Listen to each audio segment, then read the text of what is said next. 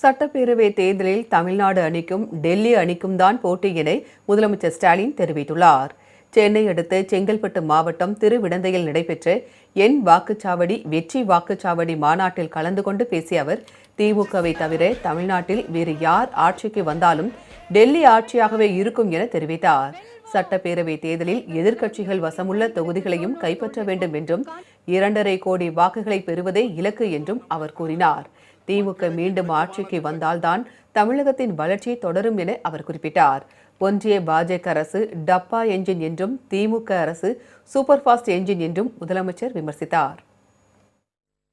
2 கூட்டணிகளுக்கு இடையில் நடக்கிற தேர்தல் இல்ல, இது தமிழ்நாடு வாசஸ் என்டிஏ. பாமர மக்களுக்கு புரிகிற மாதிரி இன்னும் எளிமையா சொல்லணும்னா, வெல்ல போவது தமிழ்நாடு அணியா டெல்லி அணியா, இதை முடிவு பண்ண போறதுதான் இந்த தேர்தல். பாஜகவினுடைய டப்பா என்ஜின், பாஜகவினுடைய டப்பா என்ஜினுக்கு முன்னால தமிழ்நாட்டுடைய திராவிட மாடல் சூப்பர் ஃபாஸ்ட் என்ஜின் என்றும் தலைகுனியாது.